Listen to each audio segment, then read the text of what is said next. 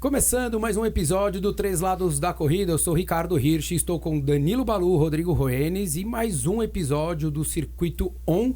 Hoje estamos na nossa Batcaverna e não na Casa On, onde fizemos os outros dois episódios com o Lelo Apovian e o Eric Sigak. Hoje vamos conversar com Bia Neres, triatleta profissional, que veio direto lá do Sul, maior rolê para chegar até aqui. Seja bem-vinda, Bia.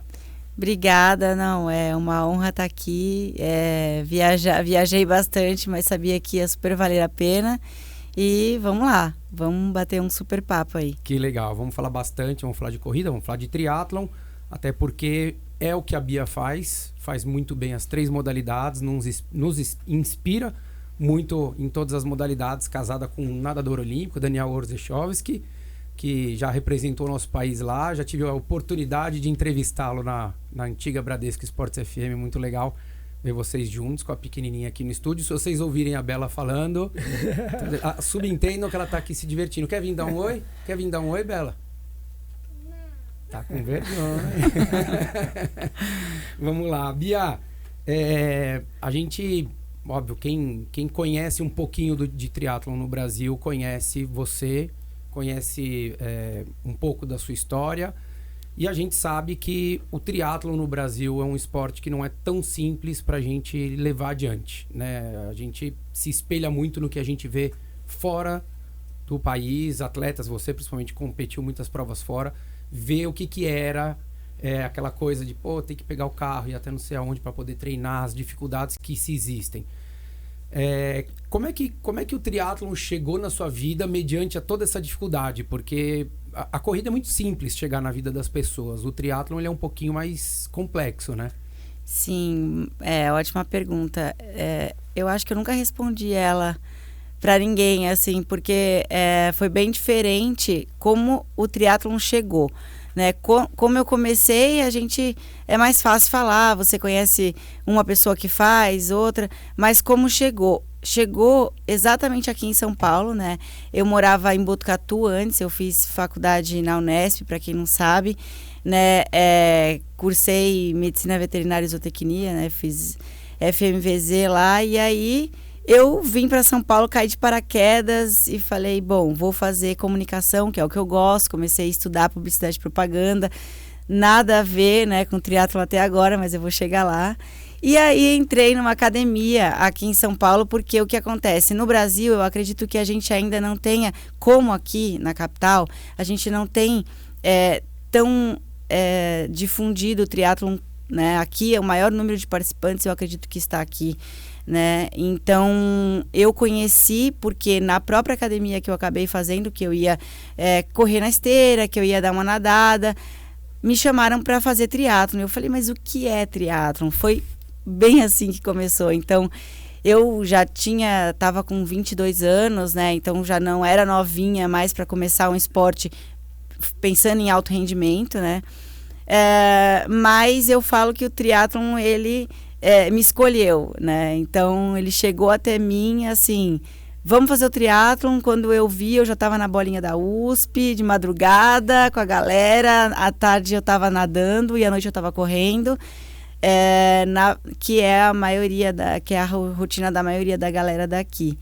Então chegou assim, bem diferente, né, do que todo mundo espera. Eu também não esperava que o triatlon fosse chegar para mim com 22 anos e conhecendo pela primeira vez, né? Eu não sabia o que era o esporte antes disso. Você nunca tinha treinado, assim, nada mais sério, competido nada mais sério? Das três modalidades? Não. Nada. Eu nadei dos 4 aos 14 anos, eu passei pelas fases mirim, petis, tive ali um pouquinho do que é ser atleta de alto rendimento, porque a gente tem... A gente segue muito certinho quando a gente está numa equipe, eles têm esse processo de competição de paulista, né? Eu nadava no Unisanta na época, porque eu nasci em Santos, né? Então eu nadava no Unisanta, aí eu fiz todo o acompanhamento direitinho da equipe, mas com 14 anos depois eu resolvi fazer hipismo, que não tem nada a ver com triatlon, né? Então... E eu acho que isso foi uma das coisas que me ajudou a ser hoje uma atleta de alto rendimento. Essa diversidade de esportes que eu fiz. Eu joguei futsal, eu fiz balé. Né? Basquete não, né? Não consegui, ninguém me aceitou. E aí quando você entrou na academia foi para fazer uma Ficar em atividade. forma, Foi pra ficar. Eu sempre gostei de esporte. A minha família sempre praticou esporte. Meu pai jogou bola quando jovem, minha mãe jogava handball. Jogaram assim, sério, na medida do que era, né? Para eles, o sério, mas sempre tendo o esporte na vida continuamente. Então, quando cheguei aqui em São Paulo, eu falei, não, eu preciso me exercitar, porque eu sempre gostei. Participei, né, de Interunesp na faculdade, então eu sempre fui muito ativa com esporte, só que eu praticava de tudo. Eu fazia o vôlei, o futebol, a natação, a corrida. Você nunca acabou escolhendo uma única atividade, assim, para se dedicar? Não, nunca. Então eu acho que, parece que não, mas eu acho que na minha formação como atleta profissional, isso ajudou bastante. Eu aprendi a ter equilíbrio com o meu corpo, conheci ele de todas as maneiras, né? Com a bola, sem a bola, na água, eu nadava também, o que ajudou, né? Porque o triatlon, acho que quando a gente tem a maior dificuldade, que é a natação da maioria, fica muito difícil se você começa mais velho. Então, como eu tive isso na base, me ajudou bastante. E principalmente acho que pro profissional, né, Bia? Assim, na hora que... Porque uma coisa é o amador que não nada bem, você fala, tá tudo certo, perde 2, 3 minutinhos ali, não vai mudar nada. Mas pro profissional, você não tem o direito, você não pode se dar o luxo de falar, não vou sair entre as primeiras, né? É o diferencial ali. Total, faz toda a diferença. Principalmente quando eu comecei a entrar para a ITU, que foi visando a Olimpíada, visando ali Jogos Sul-Americanos, Jogos Pan-Americanos e Jogos Olímpicos. A natação, como vale vácuo na bike, eu tinha que sempre nadar no grupo ou em algum grupo, né? Eu nunca podia sair lá atrás. Então, a natação, ela começou a ser primordial nos meus treinos. E, por incrível que pareça, mesmo tendo uma base, ela virou a minha maior dificuldade. Então, eu não corria, eu não praticava bike, assim, como eu tive de 10 anos na base. E a corrida começou a ser o principal, assim, o mais fácil. A bike começou a ser também uma coisa que eu vi que eu tinha um pouco mais de talento do que as outras duas modalidades. E eu falei, opa, descobri um meu esporte. Foi aí que eu vi que eu poderia fazer alguma coisa no esporte. Que legal. Você vê aquilo muito que a gente fala, né, Balu, de... às vezes as pessoas buscam insanamente ou precocemente né, querer encontrar o caminho para o filho, de ser atleta. A gente gravou recentemente um episódio falando disso, né, sobre a iniciação das crianças no esporte, que às vezes os pais querem que o filho alcance uma coisa que eles não alcançaram. E daí, com 12, 13 anos, o pai acha que vai ser o próximo Alistair, vai ser o próximo Phelps, vai ser o próximo Bolt, vai ser o próximo Bekele. E, cara, e a vida não é assim. Eu não sabia que você tinha começado com 22, eu sabia que era um pouco mais tarde do que a gente costuma ver, mas eu até dei o exemplo do Gustavo Borges, que ele também não começou com 6, 7 anos de idade a nadar loucamente para chegar onde ele chegou, né? E acho que isso dá até uma certa longevidade para você. Sim. Né? Porque você começou com 22, teu corpo não foi agredido pelo volume do treinamento dos 12, 13, 14, que foi quando você parou, até os 22. Você ficou 8 anos praticamente mantendo ele ativo, desenvolvendo ali a sua capacidade física, né? Isso daí foi muito importante. Quando eu comecei... Porque quando falaram, Bia, você quer ser atleta profissional? Eu falei, poxa, peraí, eu já não sou tão jovem. Não, eu era jovem, mas assim, né? Não tão pra nova, mudar, tão novinha, para mudar a minha carreira como eu falei, poxa, eu vou mudar totalmente a minha carreira. Vou fazer... Já tinha mudado uma vez, porque eu fui de uma área para outra área. Eu falei, e agora? E meu pai falou assim, olha, filha, se tem uma hora que você vai poder ser atleta, é agora. Daqui a pouco não vai existir mais. Então seja, porque daqui a 10 anos você vai se arrepender. E se você se arrepender, você não vai poder voltar atrás. Outras coisas você pode aprender. A gente... Até desenvolver outra profissão, né? Exatamente. Mas ser atleta, não. A gente tem um time, né? E outra coisa que me chamou a atenção quando eu comecei a conversar com profissionais da área da saúde, principalmente. Como vai ser a Bia entrando mais jovem? E aí, os médicos, né, no clube principalmente, depois falaram, olha, a Bia não tão mais jovem, é muito melhor para o triatlon. O triatlon, ele não é um esporte como a natação, que você tem um auge ali nos 25, 26, 27, 30 anos. O triatlon não, você consegue estender mais, às vezes o seu auge é depois dos 30, e a maioria é depois dos 30, né? Principalmente as mulheres, eu acredito que a gente viu a Duffy com 34 anos agora sendo campeã olímpica, então não é uma regra ter que ser jovem. E justamente isso, você saber atingir o pico, que na verdade que mais ou menos dura 10 anos ali, né? Você usar ele muito bem. E como eu estava numa idade boa, eu sabia que eu podia atingir esse pico um pouco mais velha. Então isso me deu uma certa tranquilidade um certo alívio, ali para você poder tomar a decisão. Sim, exatamente. E que legal seus pais te apoiarem dessa forma, né? Porque 22 anos de idade, muitas vezes os pais não, né, assim... E no triatlon, né? Num esporte que você fala, pô, visibilidade do quê, né? Tudo bem que tua família é de Santos, né? Sim. Então também respirava um pouco o triatlon por viver numa cidade onde, sim, né, assim, via muito, pelo menos, conhecia a modalidade, sim, que é o que sim. você falou. A maioria que não é de Santos, na época, sei lá, a gente tá falando o quê? 10 anos atrás? Tá com quantos anos, Bia? Desculpa 35, já faz há 13 anos né? atrás, Sim. O triatlon não era tão cru, mas ele era muito menos maduro do que hoje. E daí você fala, pô, quem não era de Santos, quem, sei lá, às vezes do interior de São Paulo, até hoje, se bobear, não sabe direito o que é o triatlon, né? Tem muita gente que até hoje acha que Ironman triatlon, todos os triatlons são Ironman, né? Tem uma pequena diferença só, né? É só pequenininha. Eu nunca fiz um Ironman. Então é isso que eu ia falar agora. E a pandemia atrapalhou um pouquinho esse teu plano, né, ou não? Nossa, total. Atrapalhou e não, né? Eu acho que eu tava um pouco ansiosa, talvez se já fosse logo, eu acho que não seria uma boa estreia. Mas assim, agora eu tô muito mais consciente do que vai ser fazer um Ironman, do processo que eu vou ter, sabe? Eu consegui enxergar ali, tirando a euforia do Floripa, fazer o Iron, e ia ser muito seguida. Eu ia sair de um ciclo olímpico muito pesado. Eu viajei 15 países em 2019. Eu estava exausta. Então, eu acho que a pandemia me ajudou a desligar, o triatlon me reconquistar, sabe? Aquela paixão que você tem que ter isso. E às vezes a gente está no modo automático, e isso em qualquer coisa que a gente faz, né? A gente acaba ficando no modo automático, a gente tem que, às vezes, buscar alguma coisa que, poxa, por que eu faço isso tanto tempo? Por que eu gosto disso? Por que eu acordo cedo para fazer isso? Por que eu, final de semana, eu fico horas numa bike? E eu tinha perdido um pouco, sabe, dessa Tava meio sensação. que do automático é obrigação, né? Pra você como profissional, né? Era exatamente, eu não tava mais tendo eu não tava curtindo tanto o processo, sabe? De, poxa, vou arrumar minhas coisas para competir. Eu já tava exausta de competir, sabe? A viagem cansa muito, né, Bia? Essa coisa da viagem, né? Sim, pra gente que mora aqui no Brasil, as provas todas fora é fuso horário, é alimentação diferente. 10 horas de voo.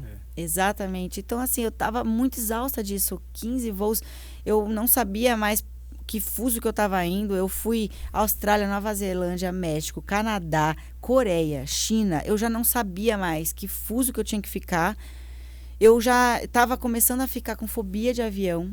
Eu estava entrando no avião, eu já estava começando a ficar, nossa, não tô aguentando mais. E fora a família, né? Que Sim. Você começa a sentir saudades. Eu tentava desligar um pouco esse lado para não sofrer tanto e não fazer ninguém sofrer, porque né, é difícil falar com a minha filha. Na época, 3 aninhos, eu falava com ela e ela sentia que eu estava triste. Desligar o FaceTime, tá tudo bem, né? Sabe? Então, foi bom a pandemia para mim nesse sentido, de estar mais com a família, de ver o sentido real, de fazer triatlon para mim e de falar, bom, agora a Bia vai para uma outra etapa, agora a Bia vai começar a encarar o triatlon de outra maneira, com a família, fazendo uma outra distância. Teve um papo em casa, assim, de tipo, então, Dani, né, deixa eu te explicar uma coisinha. Se antes estava puxado, vai mudar um pouquinho. Não, total. Eu falava pra ele, Dani, você vai me ajudar? No começo ele falava não. Honestidade. Ele aprendeu com o Balu, então. Tem que ser sincero, não é isso, Balu? Sinceridade, né? Sincero. Não, o Dani é sincero e tolerância zero, assim. Ele, às vezes, no começo, ele não tava muito afim, sabe? Eu acho que também passou por esse processo. Pô, cara, viajou tanto e agora você já vai passar, assim, para um Ironman e como é que vai ser? Foi uma conversa longa. Foi bom essa parte da pandemia, estar em casa, conversar com ele e falar assim, Dani, calma, não vai ser assim, eu não vou mais ficar viajando igual louca, eu vou treinar mais em casa, sabe? E foi um dos motivos também que eu me mudei para o Sul, porque eu conseguia ter mais tempo em casa, treinar com eles também e almoçar, tomar café da manhã, jantar. A vida em São Paulo é muito cruel, né? A vida em São Paulo é muito cruel. Você sente que a qualidade de vida lá é bem melhor do que aqui, Bia? 200% melhor, assim. Eu vivi 15 anos aqui e agora eu tô vivendo há 1 ano e meio, praticamente, lá. E onde que é o lá? É em Joinville, Santa Catarina. Quando eu cheguei lá, eu cheguei tão pilhada, né? Porque a gente aqui, né? E eu já Ritmo sou São pilhada, Paulo. né? São Paulo, meu, cara. A gente tá na correria. Ela já até falou, São Paulo meu. São Paulo meu, A Bela chegava falando meu, a Bela é paulistana, né? Então, ela chegou lá falando meu, muito engraçado. E as crianças olhavam assim, agora ela já tá para a guria. Eu E aí eu cheguei nesse, né, 220 e tal, fazendo isso, tem que fazer aquilo, treinando. Eu chegava em casa, terminava meu treino, eu tinha 3 horas a mais do meu dia, sem brincadeira. Eu liguei para o Ortiz e falei, Ortiz, eu tô treinando pouco. Eu tô em casa, eu consigo sentar no sofá e assistir televisão. Eu falei, cara, não tá normal isso. E aí eu comecei a fazer as contas. Eu demorava 25 minutos para ir para o clube de ida, 25 de volta. Eu tinha que ir e vir 2 vezes ao clube. Então, imagina, 50 de ida, 50 de volta, eu ia na Care Club, porque eu tinha que ir na físio, eram 20 minutos de ida, 20 de volta, sem trânsito, tudo isso sem trânsito. Quando eu vi, eram 3 horas praticamente no carro. Fora poder acordar um pouco mais tarde, né? Total. Chegar em casa mais cedo, você tá mais descansada, todo mundo tá mais descansado, o ambiente todo é muito mais favorável, né? Exato, então eu comecei a fazer refeições com eles, e isso assim, parece que não, mas para atleta de alto rendimento, o psicológico, isso daí também ajuda muito. Isso, a gente trabalha muito com... Eu falo que é 50-50. O corpo pode estar, às vezes, 100. Mas se aqui tiver 10%, você não vai fazer a prova da sua vida nunca. Não vai. E esses fatores externos, o menos estresse de correria, de horário, esses fatores, parece que não, mas eles vão minando ao longo dos dias de treinamento.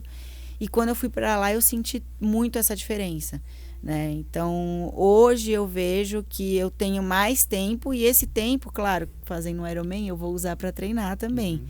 Mas mesmo assim eu consigo ter qualidade de vida. Sentar na mesa, almoçar, jantar com eles. E era uma coisa que eu não fazia. Eu não conseguia almoçar, eu estava sempre no clube, no horário do almoço, porque eu não conseguia chegar. Pra você ir voltar, você ia bater em casa e voltar de novo pro clube, né? Exatamente. Você falou, né, o aqui, pra quem só tá ouvindo, não tá vendo o vídeo, ela falou da cabeça, quando a cabeça não tá... O corpo tá 100%, mas a cabeça tá 10%. Isso tudo não é um dia, porque às vezes as pessoas falam, eu não tava num dia legal. Você fala, não é necessariamente o dia legal. O processo todo que você viveu nos últimos 2, 3, 6 meses, sei lá, o tempo que você... Foi tão desgastante ou tão não prazeroso... Sim. Que você pode estar morrendo de vontade, teu corpo até pode estar preparadíssimo para responder, mas mentalmente você não consegue dar o comando e ter o controle daquela situação. Exato. Eu lembro que eu conversei muito com o Juracy quando ele fez o Iron em 2014, se eu não me engano. E ele falou, cara, eu achei que meu corpo nunca aguentaria fazer um Ironman. Porque, óbvio, né, viveu olímpico que nem você, fazendo prova na distância olímpica a vida inteira. Sim. E ele sofria muito com lesão. E daí ele falou, cara, a primeira coisa que eu fiquei muito feliz é que eu consegui passar pelo processo e eu vi que meu corpo aguenta. É que eu não sabia dosar a carga, que é um grande problema para quem sai de uma distância como a sua do Olímpico para ir pro triatlo. Além do papo com o Dani, teve o papo com o Ortiz, de você tentar entender como seria o Ortiz, para quem não sabe, é o treinador dela. Os meses que você entraria de treinamento, independente de não ter rolado o treinamento por conta da pandemia. Porque 2022 vai ter, né? Vai. Talvez esse ano, vamos ver. Vamos ver. Mas eu falei com o Ortiz, eu lembro que quando eu liguei pro Ortiz, falei, Ortiz, eu vou fazer Ironman. Meu, ele falou um palavrão, porque ele ficou muito feliz com a notícia. Ele falou... PQP, pelo menos. Ele falou um PQP bem, assim, longo. Ele falou, se tem uma distância que eu acredito que você vá ser campeã, que você pode desenvolver 100% é o Ironman. Ele falou, eu acredito em você nas 3 disciplinas muito equilibrada. Não é a melhor natação, talvez não seja a melhor bike. Ele acha a melhor corrida, eu não sei, mas ele falou que para um Ironman o equilíbrio é muito importante. Você é muito regular, né, nas 3. E ele falou que ele, claro, com muito treino, um treinamento certo, adequado, né, ele acredita que a gente consiga chegar nesse equilíbrio e que ele acha que das 4, né, sprint, olímpico, meio e iron, é a melhor distância para mim. Eu não sei, ele falou. Então, eu fiquei feliz, porque eu sou muito sincera com ele e eu sempre falei para ele ser muito sincero comigo em tudo, né? Porque se fosse uma decisão ali para se acabar naquele momento, seria uma conversa com ele. Independente da conversa que eu tive com o Dani e tudo. Se ele falasse, Bia, não, eu ia acatar, porque se tem alguém que me conhece muito bem, é meu técnico. Então, eu escuto ele. Quantos anos vocês estão juntos? 15? 12? 13, não, a 10, gente, 9, ele 8, entrou 7. final de 2014, de fato, eu comecei com o Ortiz, e aí a gente tá até agora juntos aí. Ele pegou as minhas principais conquistas, né, que foi desde 2014, que foi medalha de ouro nos Jogos Sul-Americanos, aí 2015 veio os Jogos Pan-Americanos, aí a gente teve medalha de bronze na Copa do Mundo em 2018, 2019 a gente teve Jogos Pan-Americanos, a gente ganhou um 70.3 em 2017, que foi meu primeiro também. Fui campeã brasileira em 2015, em 2018 e esse ano, nas 3, sprint olímpico e meio iron. Então, todas essas conquistas foram com ele. Então, a gente tem uma história aí bem legal. Se conhece muito, né? Fundamental isso, né, Balu? Sim. A confiança, né? É muito legal ouvir um atleta, leva né? tempo para ambos se conhecerem. Se conhecerem, não, e o respeito, né? Dela confiança e respeito. O respeito não é, né, assim, de entender que ele conhece. Não é pra educação, né? Exato, né? De falar, poxa, ele teria o conhecimento, o olhar apurado para saber se você tem essa condição de poder migrar ou não para uma distância mais longa. E passar confiança, não, acredito.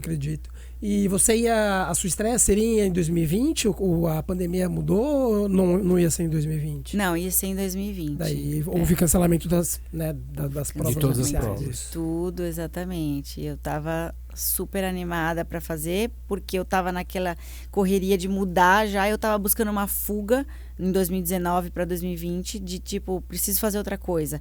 Pela falta de motivação. Aí veio a pandemia. Quando realmente eu soube que não ia ter, que a ficha caiu, que eu falo que não foi ruim. Você falou mesmo palavrão do Ortiz.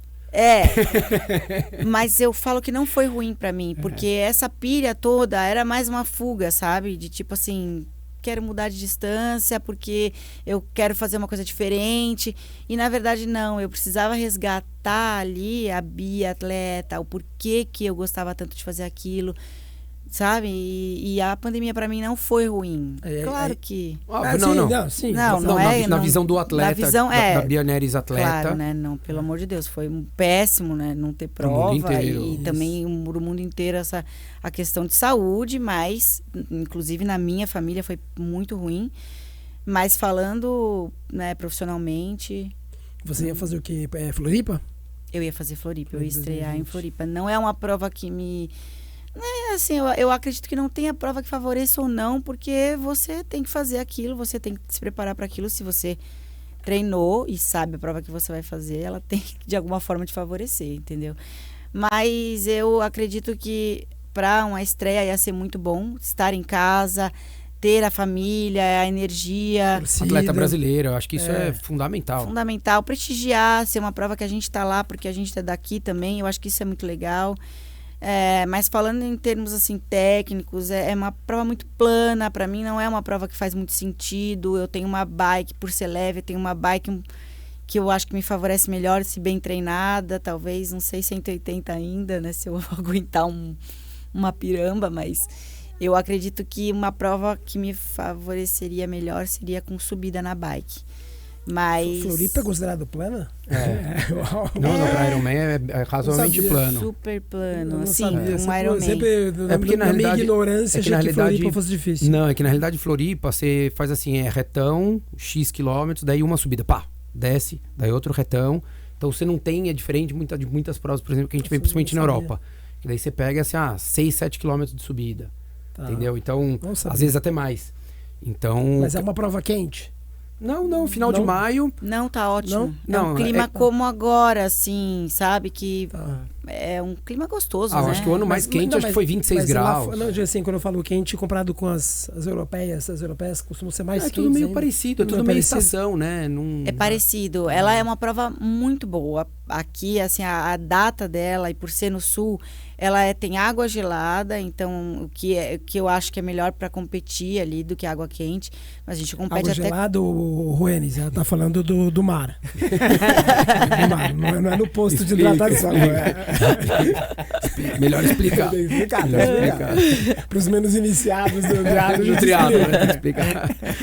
Não, mas quem pode falar da prova de Floripa é você, né, Ruenis? Porque você foi, eu acho que assistiu... Eu acho que, sim, para os brasileiros, de uma maneira geral, é aquilo que você falou, né, Bia? Eu acho que, até se a gente for pensar, depois a gente vai conversar sobre patrocínio, mas é uma prova, mesmo você fazendo em casa, com menos custo do que, de repente, você ir para fora. A gente sabe que mesmo um atleta profissional que tenha patrocínio, querendo ou não, ele coloca a mão no bolso em algum momento. Eu acho que nem só custo, Rô. Eu acho que tem o que a Bia viveu daquelas 15 viagens ali em 2019, eu falo por experiência própria. Os seis provas de Ironman que eu fiz foram todas em Floripa. E se eu fizer qualquer uma, se for uma mais 10, eu vou fazer todas, que se não for Floripa, vai ser em outro lugar do Brasil. Pela logística, assim. Cara, é um trampo. Você chegar, a Bia sabe, você chegar com um case de bike em outro lugar. Que eles não têm muita opção, né? Não, por ser a profissão deles. Não, sim, mas assim, eu digo, se você pode escolher, e é uma prova que você se adapta, brasileiro, você tem uma torcida a seu favor. Porque, independente das pessoas falarem assim, a Bia pra mim tanto faz, cara, mas é uma das poucas brasileiras que vai estar competindo lá. Sim, é inevitável, sim. Todo mundo vai gritar o seu nome, você vai ouvir todo mundo, você vai ver um monte de gente conhecida. Pessoal que treina com você lá no Ortiz, o Ortiz vai estar lá, um monte de gente que já te admira, de outros esportes que vão ver. E a gente incentiva também aqui no Brasil os atletas, mesmo amadores, não importa. Eu acho que isso que é legal. Eu acho que a referência no esporte, ela é importante. Eu acho que às vezes tem amadores que gostam de se comparar. Não dá para você comparar. Não dá, gente. O Balu agora vai soltar rojão aqui dentro do estúdio agora.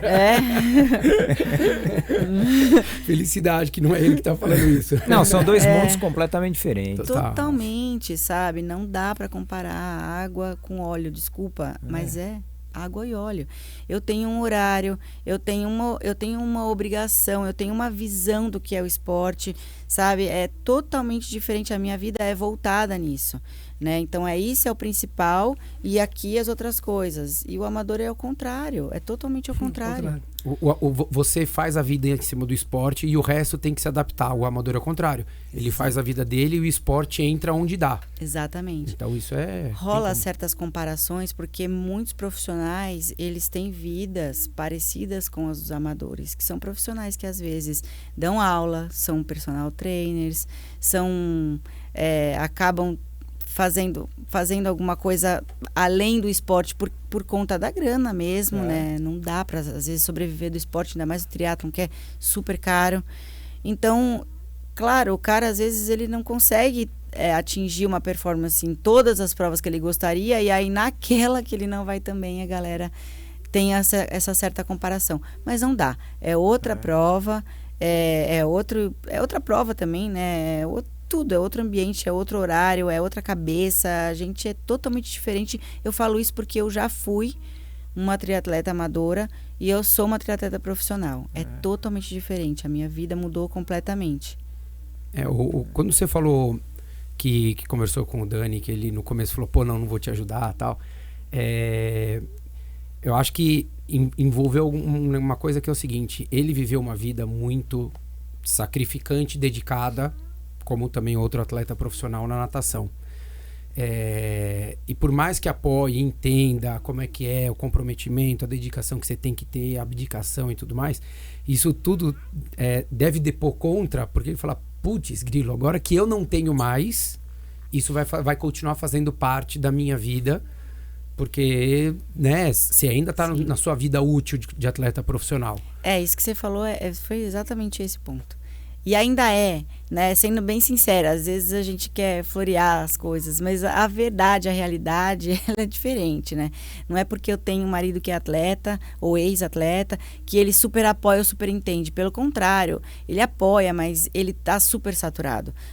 Acho que o Dani nadou 27 anos como atleta profissional, né? Então, passou a vida... E a natação, para quem não sabe, a natação, ela é um ambiente só. São pouquíssimas competições ao ano. Você não pode errar, né? Então, até agora, a seletiva olímpica, a última que teve, foi uma chance.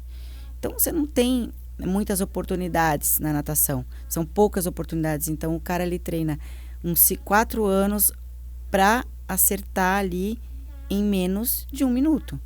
Então, é super complicado a vida dele, exaustivo, a carreira dele. Né? Exaustiva. Mentalmente. Além do fisicamente, que é óbvio, mas o mentalmente, né? Mentalmente. Então, ele também pensou assim, poxa, agora que eu posso viver, eu não posso viver. Porque, querendo ou não, a Bia tá nativa ainda. Mas é aquela coisa, ele sabe que que também a minha carreira não vai ser uma carreira de muito mais tempo. É o que eu falei, eu estou fazendo essa transição e o Ironman ele é a última parte da vida do atleta, do triatleta. Ele é o último pedaço. Ninguém faz Ironman e volta pro... Você já tem isso planejado, Bia, há mais, sei lá, 4 anos, 5 anos, e a partir do momento que você fala, putz, eu vou tirar o pé, você tem mais ou menos desenhado daí para frente, vai empreender, ou algum outro tipo de trabalho que você venha fazer? O que a gente vê, e às vezes não é só no Brasil, não. O atleta, ele vive tanto esse mundo que quando ele para, putz, o que eu vou fazer agora? Sim. Porque ele não se planejou pelo menos 3 ou 4 anos para frente, né? Não, eu tenho planejado. Eu só não falo em data exata, porque depende da performance. O corpo não vai avisar. Exato. O que vai dizer é a minha performance. Se eu começar a ganhar um Iron, imagina, sim, ganhei outro. Eu acho que isso motiva, além de me motivar, isso daí faz também a minha rede de patrocínios, de apoio continuar. E é meritocracia, o atleta ele é meritocracia, não tem jeito. Se você tá ali, você é bom, você ganha, você vai receber os recursos financeiros. Exato. E então, por que eu vou parar?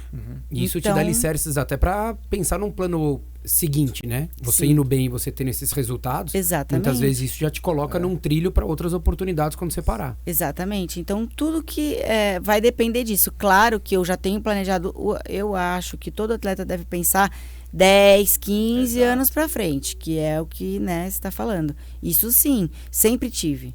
Sempre tive meu plano ali. Quando eu parar, eu quero isso. E empreender é o que eu quero fazer. Sim. Né? Então, hoje a gente já tem a nossa marca, eu e o Dani, a gente está buscando crescer, mas ainda não com a minha ajuda, eu não consigo estar 100% porque eu sou atleta profissional. Sim. Mas esse é o meu plano. Terminando, eu sigo para essa carreira, continuando com essa carreira. Mas concordo, o atleta não tem e muitos ficam assim, e agora? O que eu vou fazer? Sabe? E é muito ruim isso. Eu acho que falta muito ainda. Isso é uma longa história, né? Mas é da base. É culturalmente. Eu digo que eu fui na escola da minha filha e falei, eu falei, Bela, o que você tá tendo de educação física? Ela, tô tendo queimada. Eu fui na escola e falei assim, cara, o educador, ela estuda história? Estuda. o que ele dá? Ele dá aula de história, beleza. Mas ela estuda história para ser uma historiadora ou para ser uma professora de história, certo? Mais ou menos isso, certo. O professor falou certo. E ela faz educação física, ela brinca para ser o quê? Mas é muito pequena. Não é muito pequena. Você faz educação física para educar alguém, certo? Exatamente. Você vai ser professor físico ou você vai ser o atleta. Ou historiador ou dar aula de história. É a mesma coisa. Por que a minha filha não está aprendendo? Alguma modalidade, Exatamente. Então, isso vem daí. E o atleta não tem, a maioria não tem, aí entra a questão de estudo, aí entra a questão, muita coisa envolvida. Ou você fala que é da base, né? Eu já citei, acho que até uma vez num dos episódios aqui, quando eu entrevistei a Ana Moser, do vôlei, e ela falou assim, todo mundo fala que tem que ter educação física na escola e tal, mas o problema é que assim, eu posso construir 1000 quadras de vôlei. Quem é que vai dar aula de vôlei? Exato. É isso, né? Exato, porque cadê? o educador físico que tá físico. ali, ele, é o que você falou, é a queimada, que não tem problema, porque também acaba desenvolvendo uma coisa de consciência corporal e tal. Mas isso daí não é pra você fazer sempre. Isso daí você pode fazer na primeira aula do ano, na segunda. Exato. E daí depois você começa a fazer uma iniciação. A minha filha anda de bicicleta sem rodinha. Por que ela não pode aprender a jogar basquete? Por que não tem basquete? É alto, né? Ela pode, ela vai poder, eu acho, se ela quiser. Mas assim, sabe, eu sei, tudo bem, tem a queimada, mas é sempre brincadeira, é sempre levado na brincadeira, sabe? E eu não acho que deve ser brincadeira, porque é isso, a gente sofre as consequências lá na frente. Mas, Bia, isso daí é uma visão muito que eu acho que quem vive bastante o esporte, independente de ser atleta profissional, tem. Eu fico 200% inconformado também, porque eu falo, meu filho já tá vindo fazer atividade aqui. O que custa vocês fazerem com qualidade isso daqui? Sim. Eu não quero que ele seja, eu falo assim, eu não quero e não sei se eles têm capacidade de serem atletas profissionais de nada. Mas assim, ele já tá vindo aqui.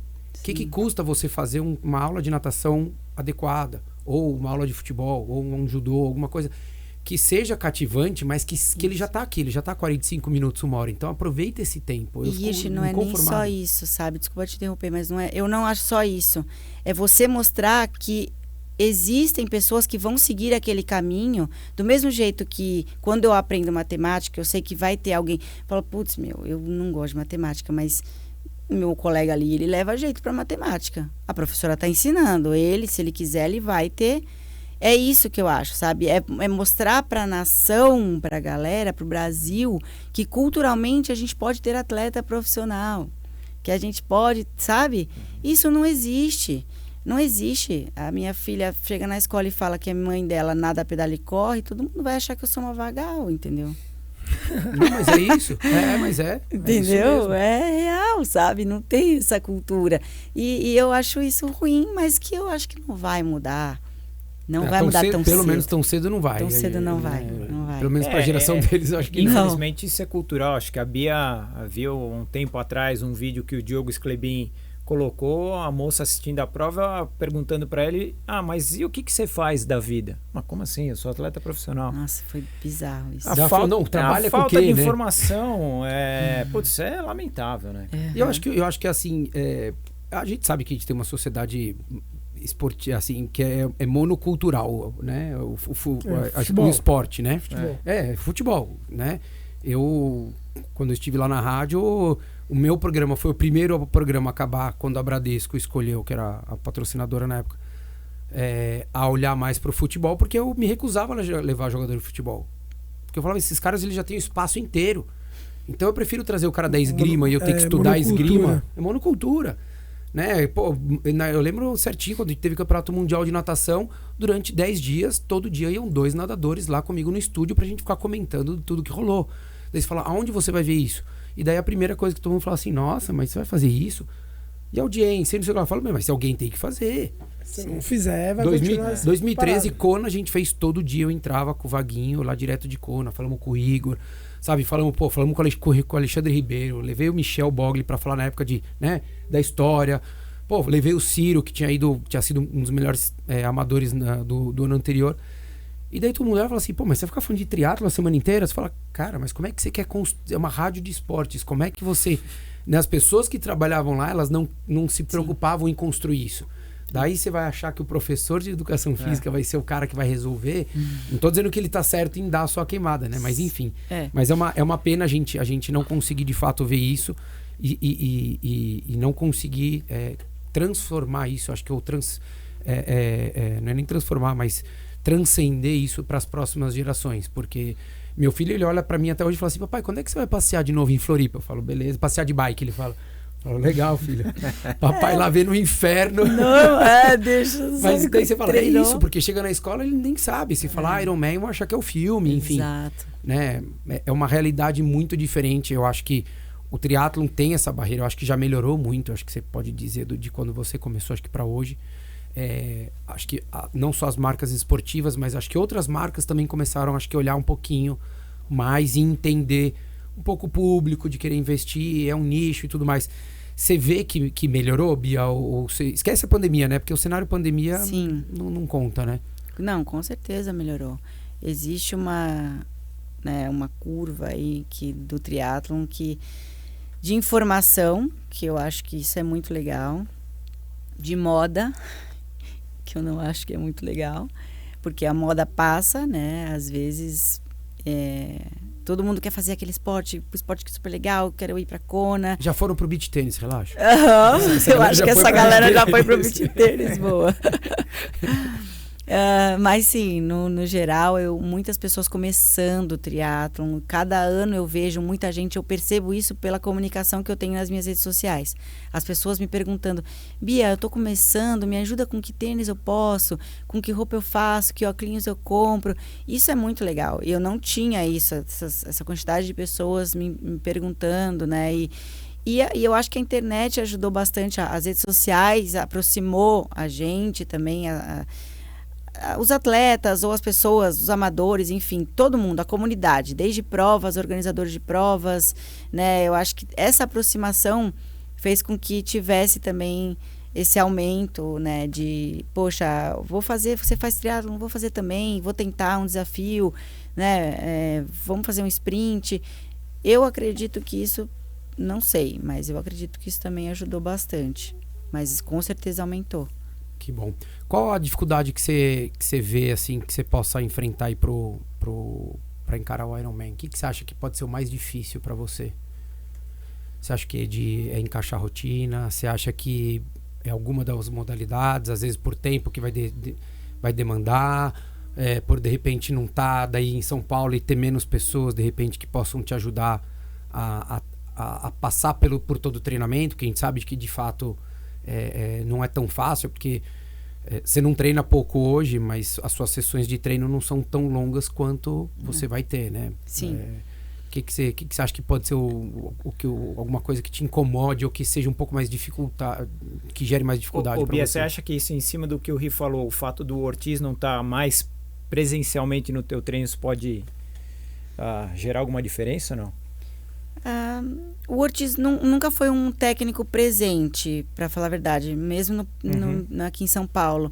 Ele sempre foi um atleta de estar em algumas sessões principais, que eu acho importante, né?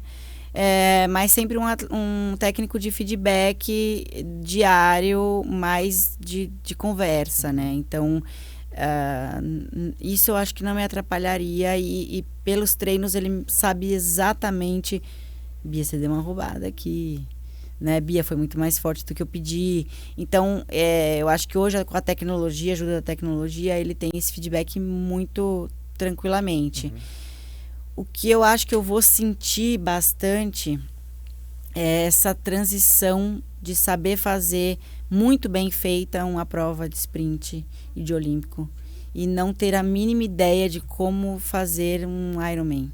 Não ter o controle, sabe? Eu sou uma atleta muito calculista, na prova principalmente, de tudo, sabe? De ler a prova muito bem. E eu sei que quando eu for entrar para um Ironman, eu não vou saber ler nada, né? É como se eu não conseguisse enxergar. Isso daí é um bloqueio que eu tenho, que eu sei que com os treinos pode ajudar, porque eu vou começar a ter sensações, que na prova também eu vou ter, mas que o que acontece? Na prova profissional, não existe assim, ó, olha para mim. Não existe, olha o teu FTP, olha lá. Não existe isso, eu não uso relógio. Eu tô fazendo o máximo que eu tenho que fazer e eu vou fazer isso no Iron e eu leio a prova. Bom, a fulana saiu 5 minutos na frente da água. Tá, então peraí, quem é a fulana? Ela corre bem, não corre bem, eu posso deixar abrir, eu tenho que chegar. Exatamente, a leitura da prova. Porque eu não tô competindo sozinha, eu sei exatamente com que eu tô competindo. São, sei lá, 5, 10, 15 atletas, eu sei todas, eu sei as qualidades e os defeitos da maioria delas. Então, onde está a Bia aqui? Pô, a Bia na natação tá aqui, mas ela na bike tá aqui, na corrida ela pode estar aqui, não sei. O que eu tenho que fazer na prova para poder chegar em primeiro lugar, que é o que a gente quer, Sim, né? Total. Melhor, se não for no primeiro, na melhor colocação possível. Se no segundo, se não for o primeiro. Exatamente. A gente sempre busca a melhor colocação que a gente pode. Então, eu tenho essa leitura. Eu faço essa leitura muito bem. No sprint e no olímpico. Nas outras modalidades, no meio, eu também ainda não sei. E no Iron, muito menos. Então, eu acho que essa vai ser a minha maior dificuldade. Porque se eu erro num Iron... O pessoal fala assim, depois você conserta lá. Não é assim pro profissional. A gente tá no limite já. Mas acho que, assim, pro amador que vai fazer direito, também não dá, Bia. Também não dá, porque, né? assim, eu tinha que pedalar, número fictício, tá? Eu tenho que pedalar pra 36 por hora, que dá 5 horas o pedal. Você pedalou pra 36,5, vai azedar a tua corrida. E você não vai azedar 5 minutos, que é o que você ganhou no pedal. Vai piorar 20, exatamente. 30. Porque não adianta eles falarem, não, então vou fazer os 2 primeiros quilômetros na corrida mais na boa. Aí a coisa ela já toma uma proporção diferente. O que eu vejo, e que eu acho que pode ser muito legal pra você, até o lado ruim de você estar muito sozinha lá pra treinar. Muito sozinha não, porque acaba sempre arrumando alguém, né? Assim, alguém pra correr um pouco, pedalar um pouco e tal. Mas eu treinei muito sozinho, até na época eu treinei bastante com a Ariane em 2013, 2013 e 14, a gente ia pra estrada de quinta-feira. E era uma coisa que, super amiga dela, você sabe, a gente ia pedalar e daí tinha hora que, assim, uns 2 dias, assim, bem característicos, eu dei uma azedada e daí aquele jeito sutil dela, olhou e falou, vai na minha roda, né? Aquele jeito único. E daí eu falei, não vou. Não vai? Eu falei, não vou, pode ir, a gente sabe onde a gente vai se encontrar, o carro tá lá, a chave do teu carro tá lá, a minha chave tá aqui. Por quê? Porque pode ser que na prova isso aconteça comigo. Claro. E foi onde eu consegui, de fato, entender e me conhecer para eu conseguir extrair, teoricamente, o meu melhor. Por quê? Porque quando a gente... óbvio que é legal você ter companhia, porque isso vai te puxar, é diferente do amador. Mas você ter essas... eu vejo muito isso, assim. Eu falo para direto, mesmo aluno amador que vai fazer Ironman. Eu falo, cara, você não pode depender de alguém sempre para você fazer o seu treino e fazer bem feito o seu treino. O Daniel fala isso para mim todo dia. Porque eu falo, vamos nadar comigo. Mas é isso. Ele fala, não, eu não vou nadar com você. Porque você tem que aprender a nadar sozinho. Você vai ter que lutar com os seus demônios. E para uma prova longa, isso trazendo para o mundo da corrida, que a maioria das pessoas que estão nos ouvindo, na corrida, é você aprender a lidar com aquilo ali. Que hoje você não tem tanto, porque assim, você tá no pedal, o pedal no Olímpico é muito mais dinâmico. Né? 40 quilômetros. Então, você subiu na bike, quando você olhou, você já tá no 10º quilômetro. Daí mais já passou da metade do pedal. Daí você fala, agora eu não posso deixar fugir. Sofre 10 minutos, beleza, mas 10 acabou o pedal.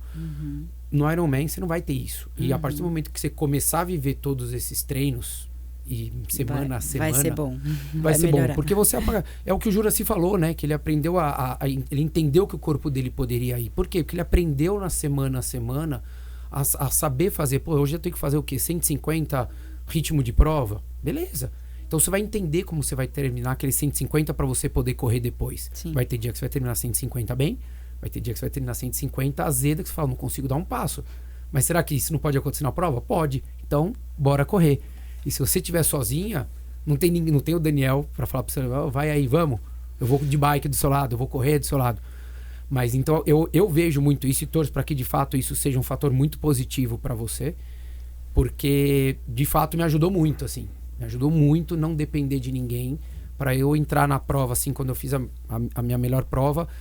E óbvio que é diferente o amador, eu entendo a diferença do amador do profissional, mas você saber, porque você tá ali, você vai olhar, você fala assim, poxa, eu tenho que buscar aquela atleta da frente, mas ela tá pedalando a 41 por hora.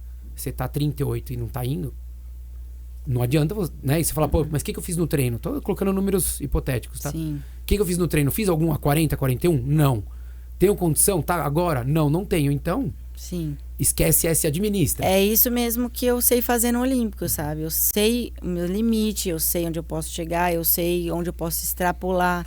E no Iron não tem isso, né? Eu não sei, não tenho ideia. E eu tenho certeza que correr uma maratona não deve ser fácil depois de 180. Então eu tenho um pouco de receio. Mas eu tô curiosa, tô afim, sabe?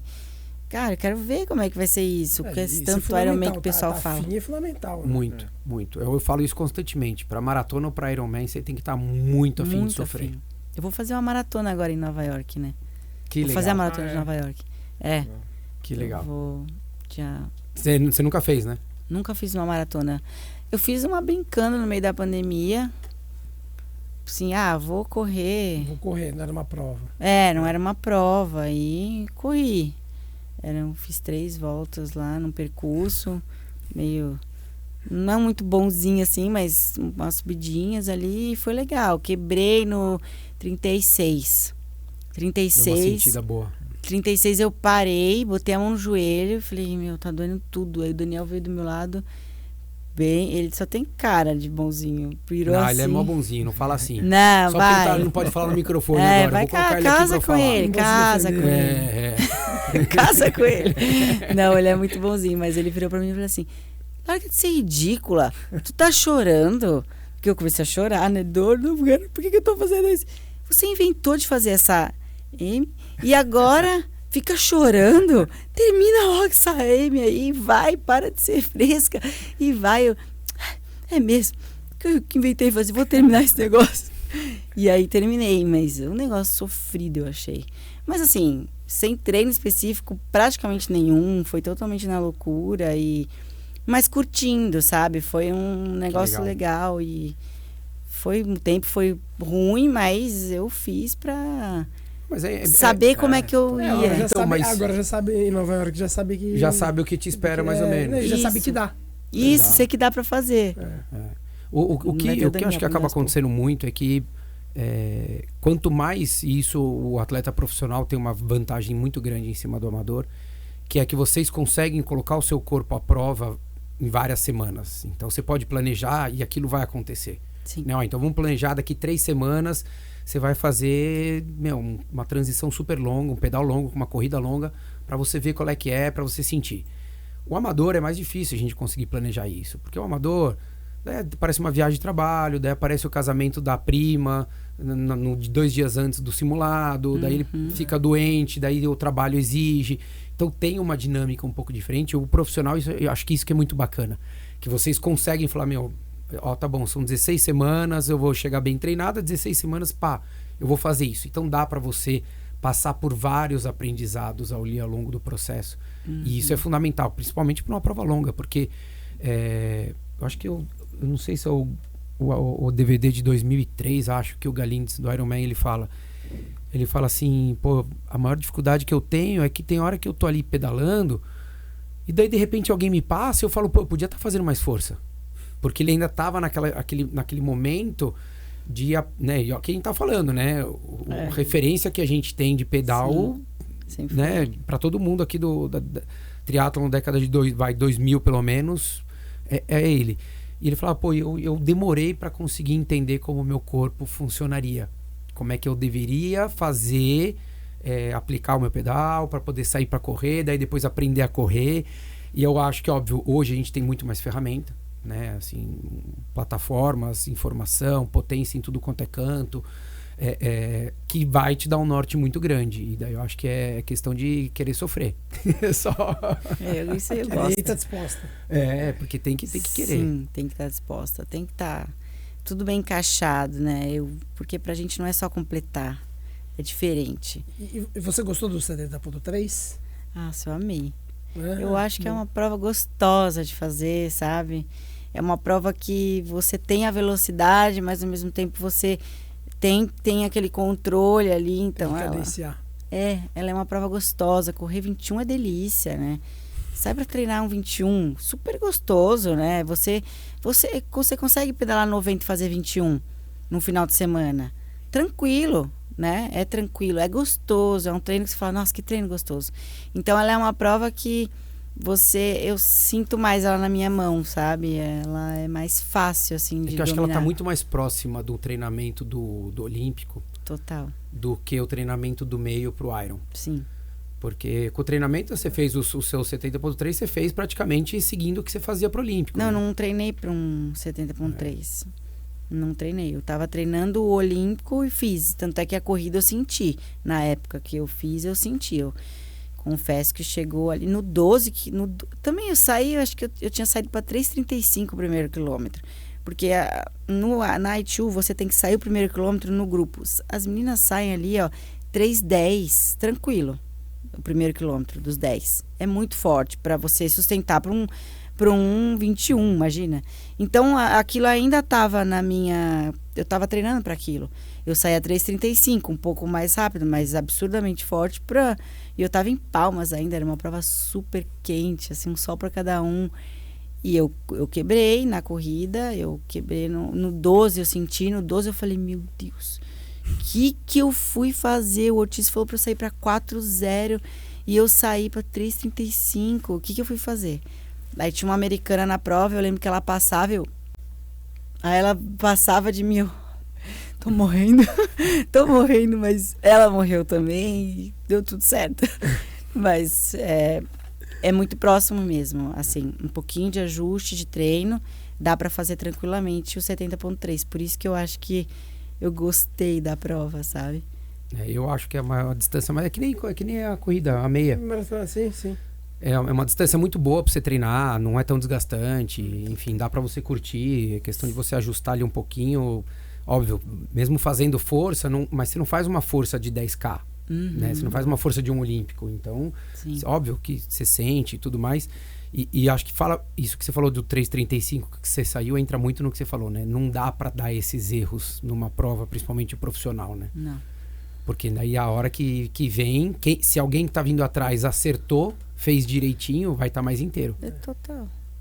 Tanto é que a americana correu um pouquinho igual, assim, que eu tinha aberto bastante, mas...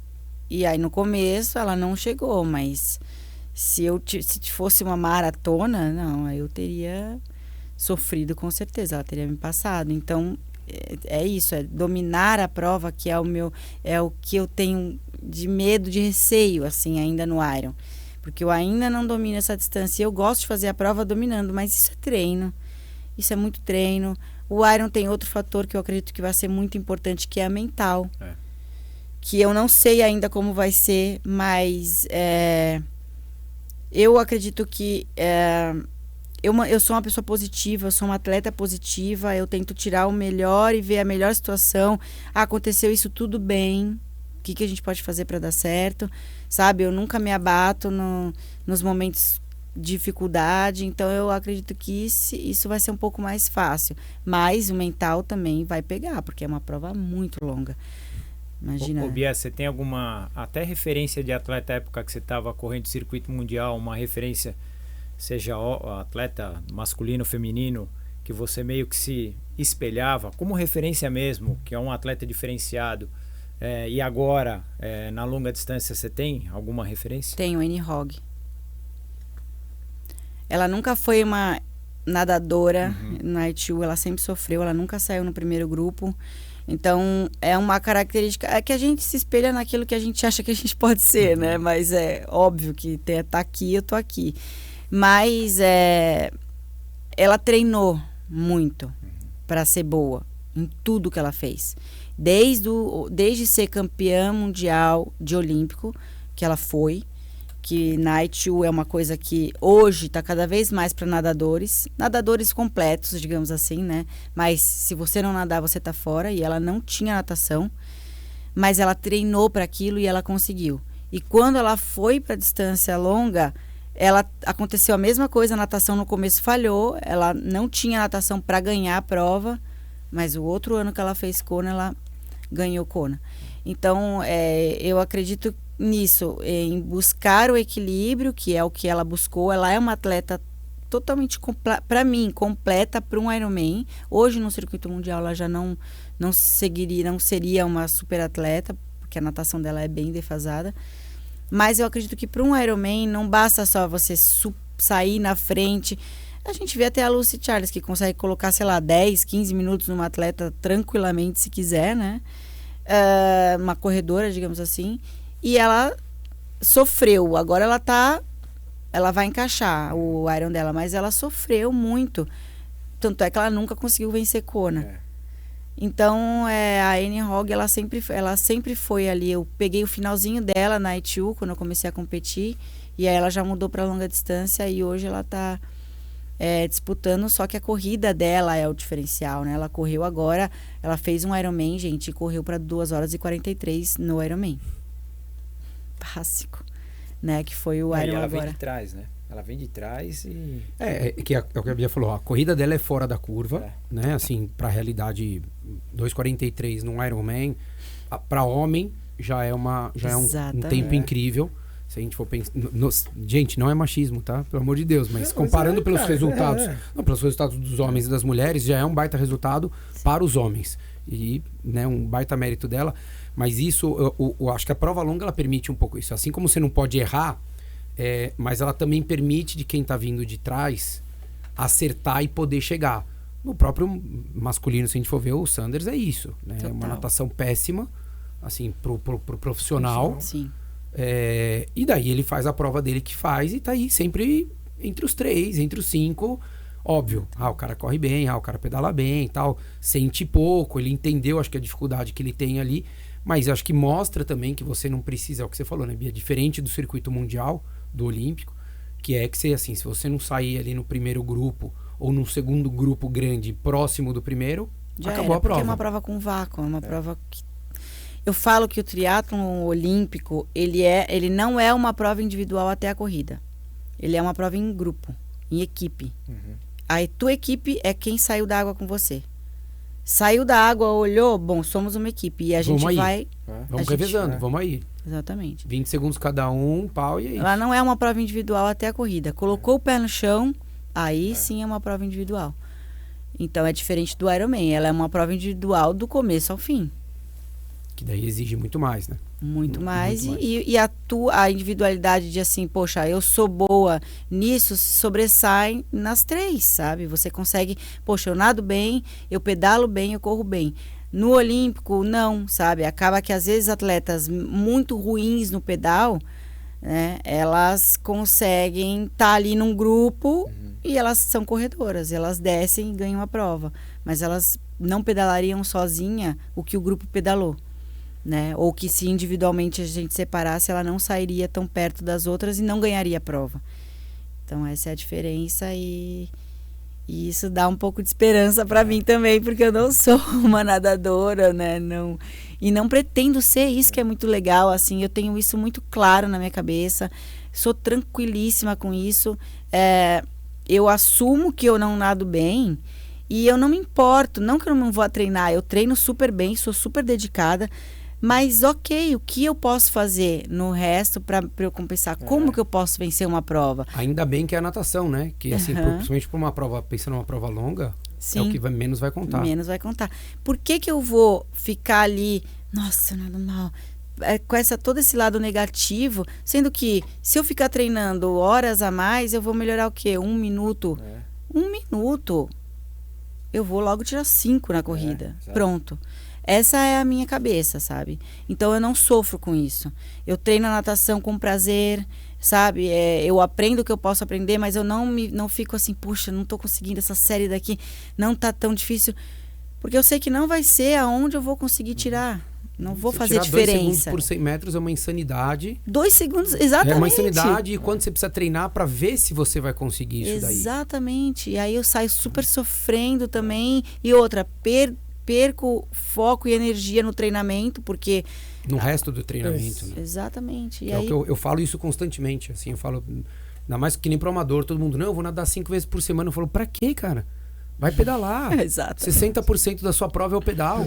E é o que vai fazer você poder correr melhor ainda, porque se você estiver melhor no pedal, você vai ser melhor para você correr. Sim. Então, né, nadar para 55 ou para 1 hora Não vai 5 fazer minutos diferença. não é o que faz.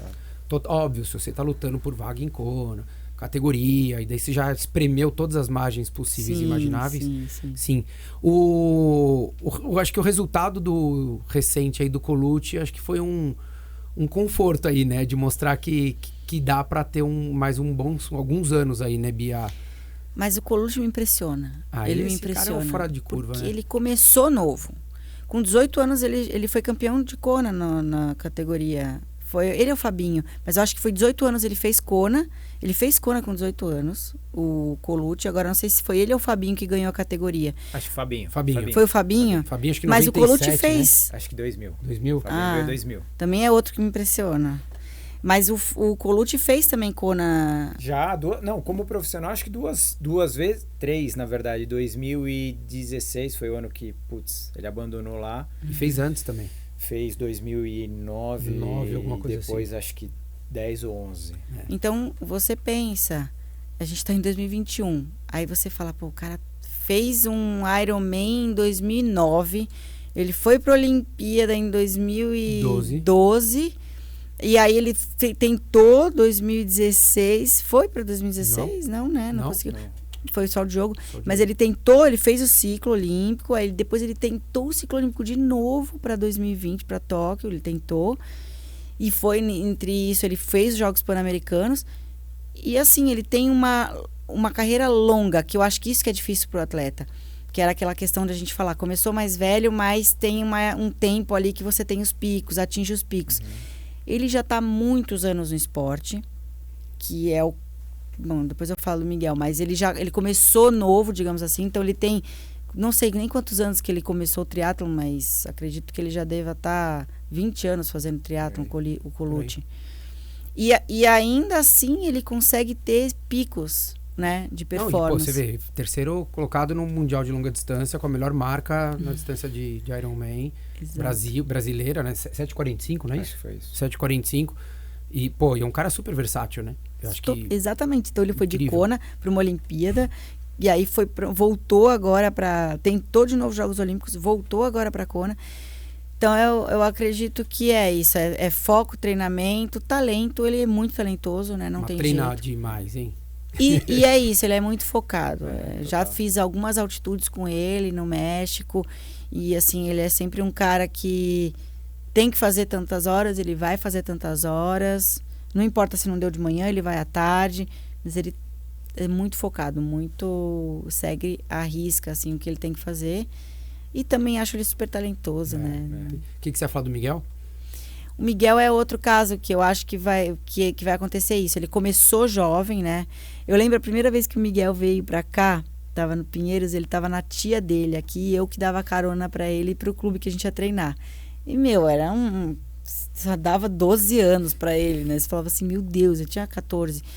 Dava 10, vai. E aí eu até me sentia assim, meu Deus do céu, eu tô carregando uma criança no braço. O que eu tô fazendo aqui? Tudo bem, a gente chegava no clube e eu via o desenvolvimento dele, né? Desde, ele super feliz começou a chegar perto de mim na corrida. Imagina, eu dava na cabeça do Miguel, gente. Eu tenho vídeo e foto. E hoje você vê o cara, sabe? Indo aí para WTS, circuito mundial, e com certeza, vai representar o Brasil em Paris. Mas é um atleta novo. E eu acredito que o Miguel vai ser como o Colucci também. Que vai ser esse atleta versátil, que vai ter essa longevidade também. E ele começou super novinho, que é uma coisa difícil aqui de acontecer. Acho que o Miguel, com 7 anos, já fez umas provinhas, que é super raro, né, de acontecer. Mas eu acho que ele também vai ser um atleta versátil, assim. Eu acho que a longa distância ainda vai ser que ele vai fazer mais barulho. Que bom, tomara, né? Sim. A gente tá com ele agora, com o Messias também. 2 grandes nomes, eu acho, que ali no masculino, né? Que pelo menos acho que vão dar uma sobrevida pro triatlon masculino aí agora pelo menos mais alguns bons anos, né, Bia? Eu acho isso muito legal. Eu até comentei uma prova que eu estava comentando do Miguel, uma Copa do Mundo, e eu falei, o Miguel tá fazendo certo. Ele tá competindo desde jovem, Copas do Mundo, Panaméricas, Copas do Mundo e agora WTS. E falta isso no feminino. assim, mas elas são juniores ou são sub-23, não importa. É melhor, elas não precisam ir com a pressão psicológica. Vai apanhar lá, né? Exato. Falta isso no feminino. Falta colocar as meninas para aprender. E o Miguel, o clube o Pinheiros fez muito isso antes da confederação, até ele dar resultado, porque aí a confederação é meritocracia. Se você é bom, eles vão te pagar, senão eles não vão, que eu acho que é justo. Mas até o Miguel chegar lá, foi um trabalho muito do clube também, de pagar as provas para ele e falar, você vai. Mas tem 16 anos. Vai. Pode entrar na Panamérica? Vai. Ele cresceu muito com isso. Ele aprendeu a estar do lado dos melhores, ele apanhou muito, ele errou, ele chorou.